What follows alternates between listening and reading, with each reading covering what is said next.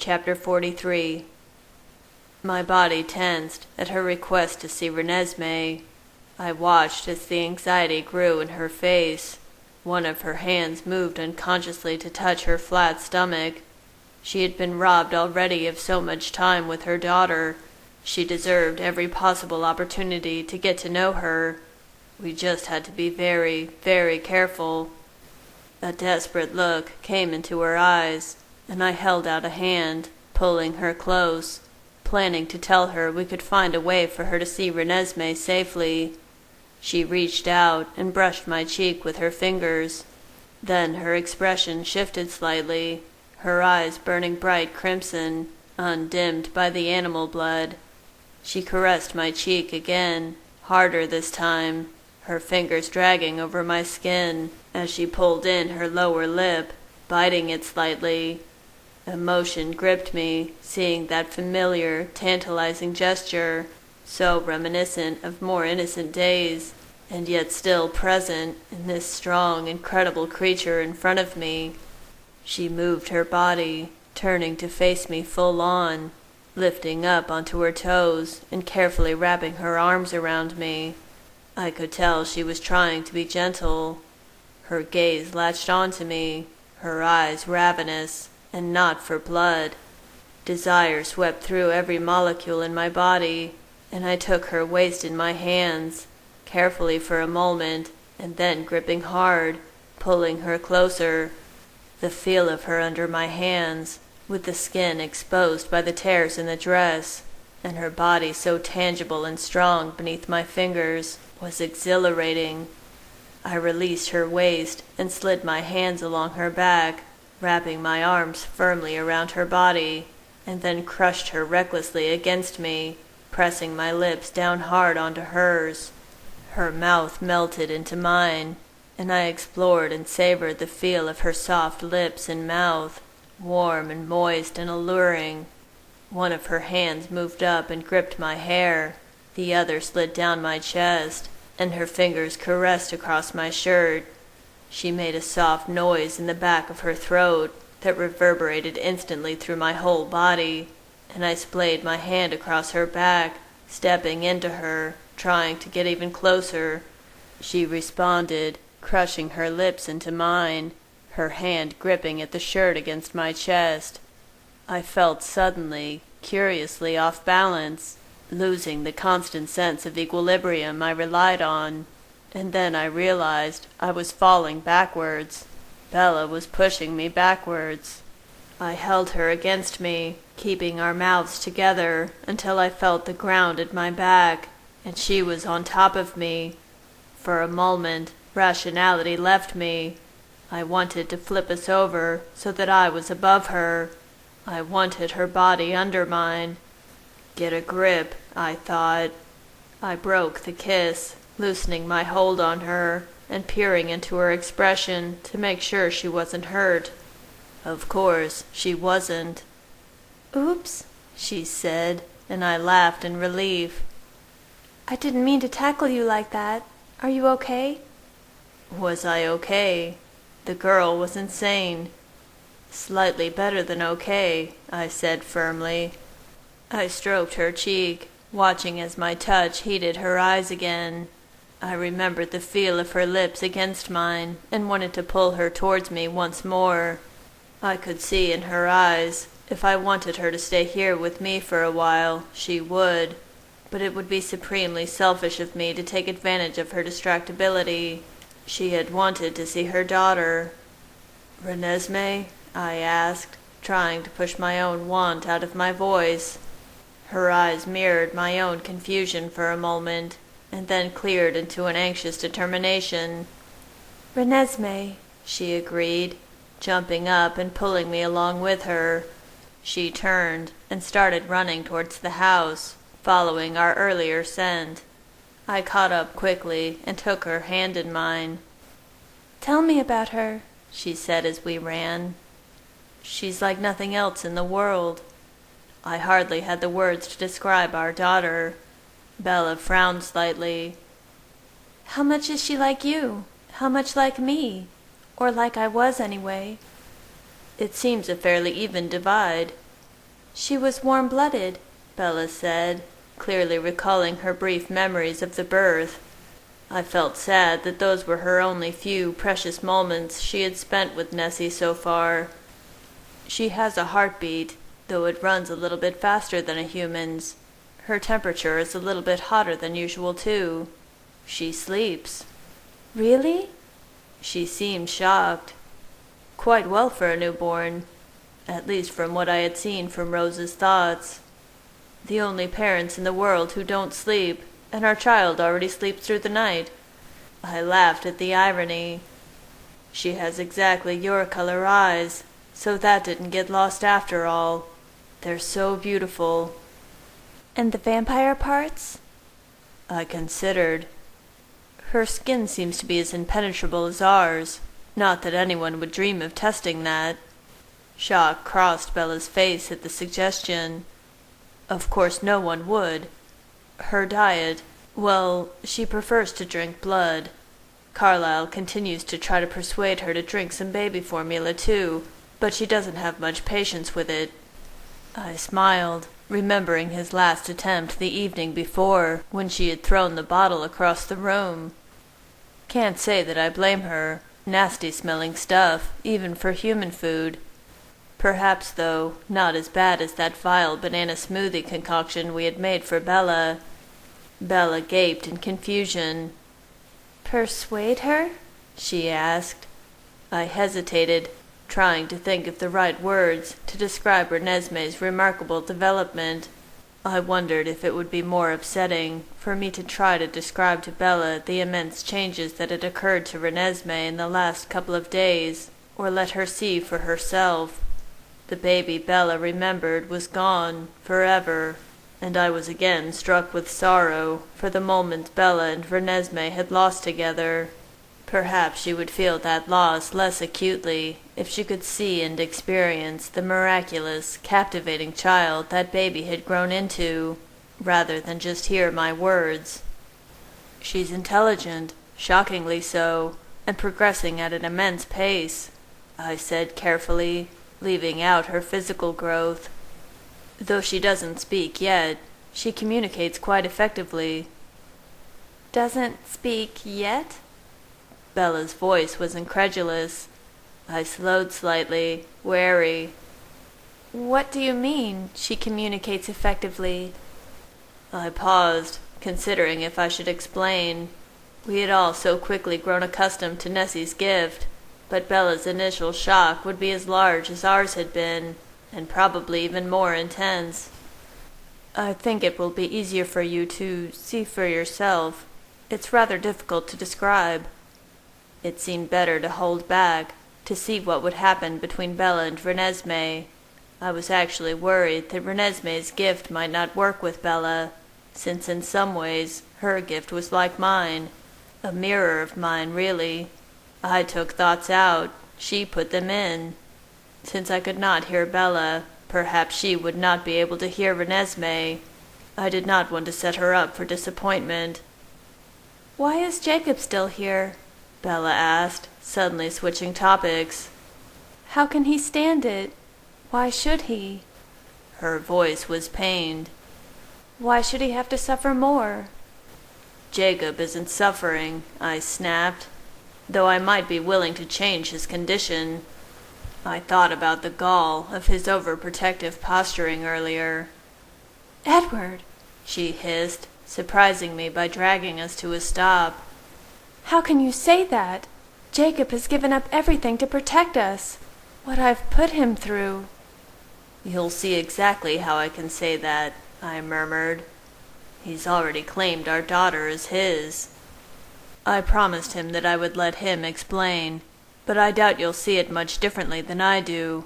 Of course, I'm often wrong about your thoughts, aren't I? Explain what? She persisted. I shook my head.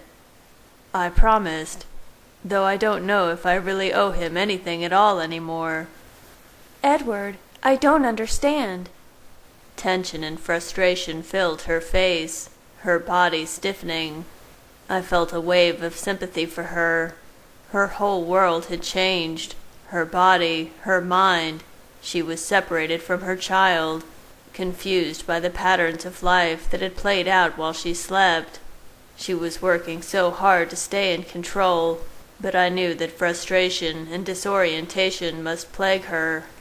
I didn't want her to suffer alone, to feel she had to be strong, to think I didn't understand.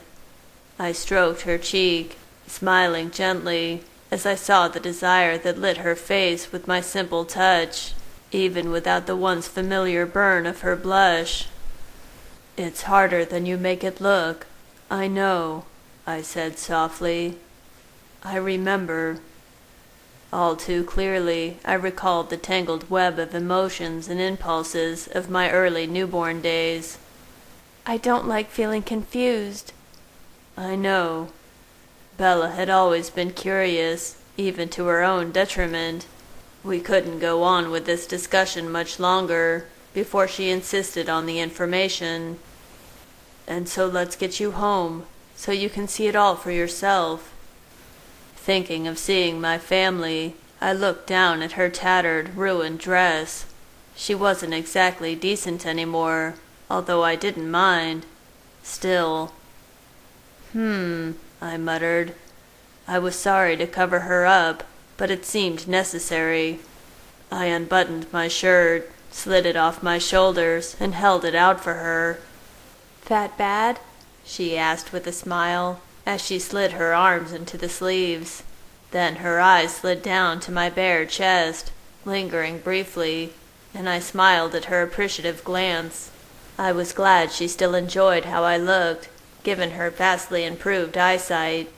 She caught my grin and smiled back, buttoning up the shirt swiftly. "I'll race you. No throwing the game this time." She took off before I could answer, and I watched her run for a second before following. Might as well give her a fighting chance.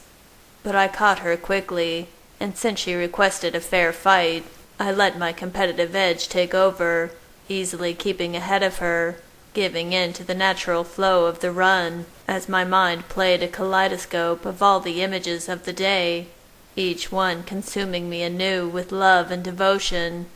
Against the agony of Renesmee's birth, and despite my terrible fears, Bella was awake.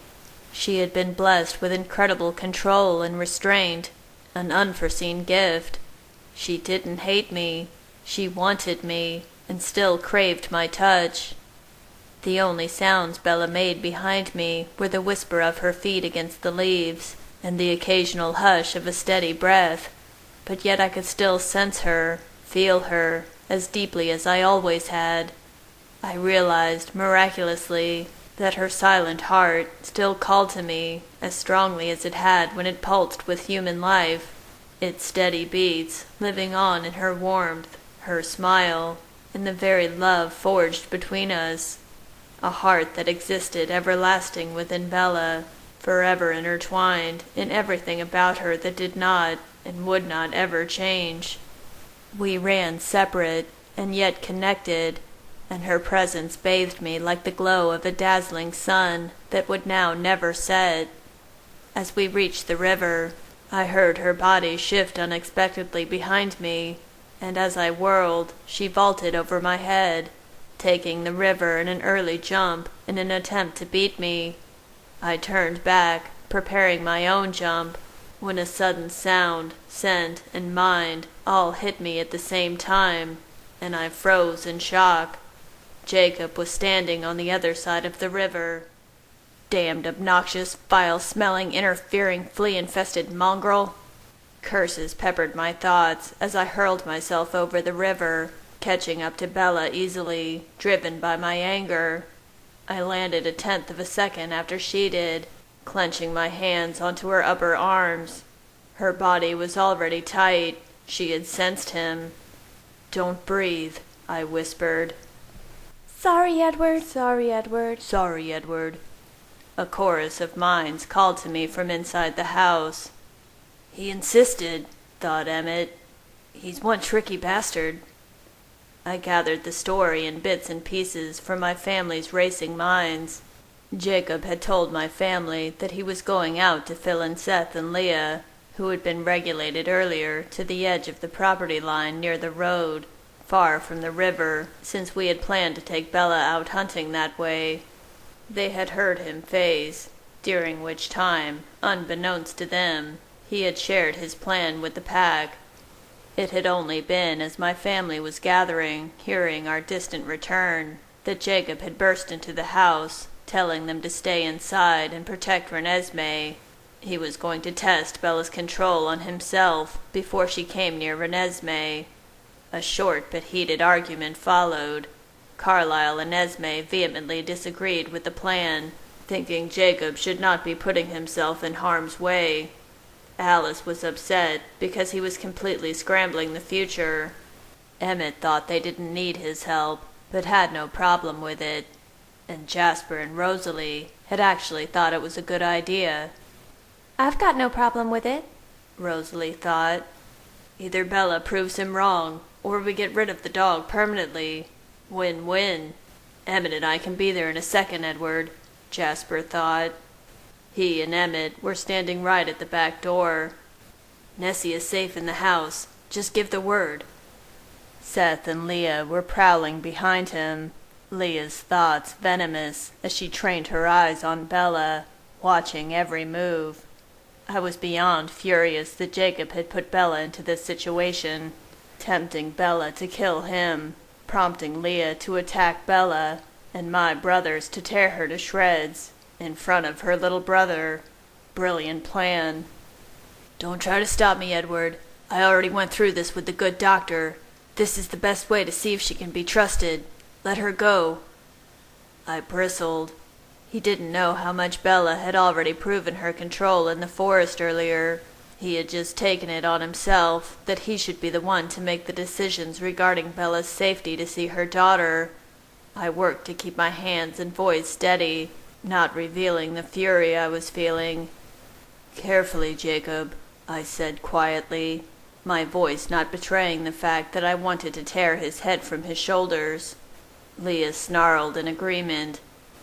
Maybe this isn't the best way. You think it would be better to let her near the baby first? Jacob snapped. It's better to see how Bella does with me. I heal fast. Bella's face was twisted with horror and anxiety. Jacob continued to stare at me, pleading but defiant. I want to do this, Edward.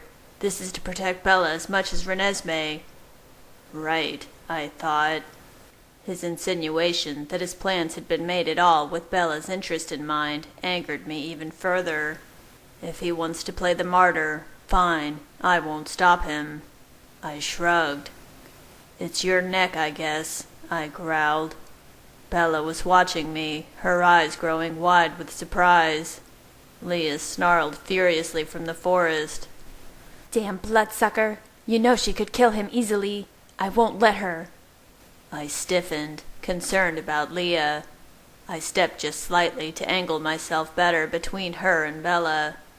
While Bella's eyes were still on me, I realized Jacob's eyes were frozen on her now, involuntarily captivated, seeing her truly for the first time since she woke. Good God, Bells, he thought despairingly, searching and not finding the girl he had so long loved in the still, silent creature before him. His nostrils filled with her scent, sickly sweet to him, and he groaned internally. She's gone. She's really gone. And then Bella turned her eyes to him, her gaze inquisitive, her brows slightly furrowed, an expression he had seen so many times before, and in that expression he found her again. Hovering behind the unfamiliar features, he saw the light and life, the friend that he had known so well, and he exhaled, relaxing.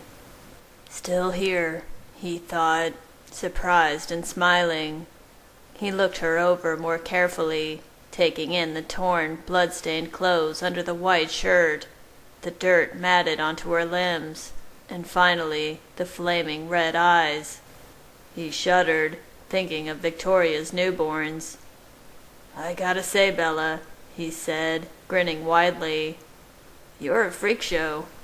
Straight out of a B-grade horror movie. Night of the filthy vampire. Watch yourself, mongrel, I growled, but Bella just smiled. Clean air gushed past us, and I felt Bella take a breath. No, he's right, she said, nodding. The eyes are really something, aren't they? Super creepy, but it's not as bad as I thought it would be. Gee, thanks for the amazing compliment.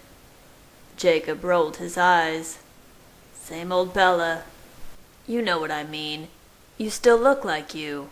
Sort of. Maybe it's not the look so much as you are Bella. I didn't think it would feel like you were still here. He smiled, chuckling. Anyway, I guess I'll get used to the eyes soon enough. You will? Bella sounded confused. Oops. The smile dropped from his face, and he glanced at me. She doesn't know yet. Thanks, he said. I didn't know if you'd be able to keep it from her, promise or no promise. Usually, you just give her everything she wants. My eyes narrowed slightly. I couldn't believe he was pulling out the attitude now. Maybe I'm hoping she'll get irritated and rip your head off, I said calmly. Jacob laughed once. You'd like that, wouldn't you? I raised my eyebrows, not disagreeing. What's going on? Bella demanded, her face shocked. Are you two keeping secrets from me? I'll explain later, Jacob said quickly, glancing at me. One thing at a time, okay? I rolled my eyes, coward. He looked back to Bella. First, let's get this show on the road. He grinned, starting to take slow, even steps closer. Jake, no! Leah thought desperately, whining in protest. This is ridiculous! Stop him, you damn bloodsucker! She weaved out of the forest, Seth at her heels. He glanced nervously from Bella to Jacob. Cool it, guys, Jacob said. I told them to keep back, in the forest, he fumed. Stay out of this. Jacob continued to move forward slowly, his scent growing stronger as the wind grew still. The air around him almost shimmered with his heat, his heart pounding fast. The scent of his blood, though, mingled with the reek of dog, rendered him almost unappealing. For a newborn, that would usually not be enough to deter a kill anyways. But with Bella's control, I truly didn't think, unfortunately, that she would strike. Not yet, anyways. Hope you got a good grip on her, Edward, Jacob thought, as he made one final step, stopping inches from Bella's body. Not really looking to die today, if I'm being honest. She was tense beneath my hands, stock still, not breathing. Come on, Bells, do your worst, Leah hissed, and I watched her with a hard expression. I won't let her hurt him, she thought again, her emotions getting desperate. I'm getting old here, Bella, Jacob taunted. Okay, not technically, but you get the idea. Go on, take a whiff. I turned my glare from Leah to him. He really had no idea how hard this was for Bella, how even his filthy scent would scorch her throat, even if it wasn't enough for her to kill him, how horrible she would feel if she hurt her friend. He caught my expression. Lighten up, bloodsucker. Then he cringed slightly, his eyes flickering back to Bella, as he realized that term now applied to her as well. He searched again for the familiar remnants in her new face. No, he thought, not her. Bella pressed backwards into my chest. Hold on to me, she pleaded. I tightened my hands reassuringly around her arms.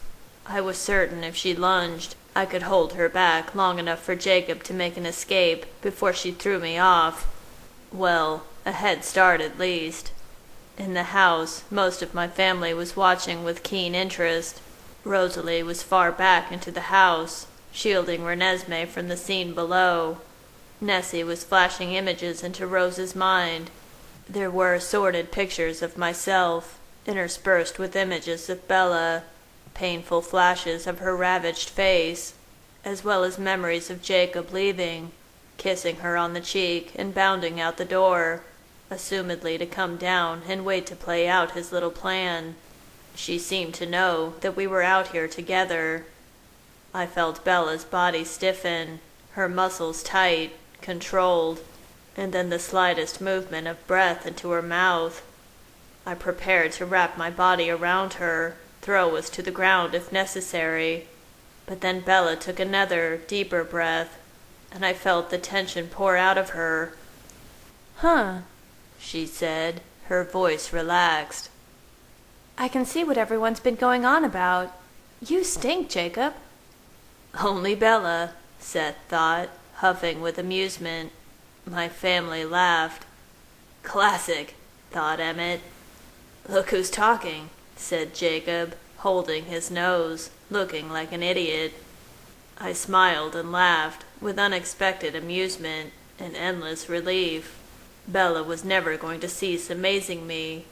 I hugged her close, whispering, "I love you," into her ear. "Okay," said Bella. "So I passed, right?" She looked speculatively from me to Jacob. "Now are you going to tell me this big secret?" Damn,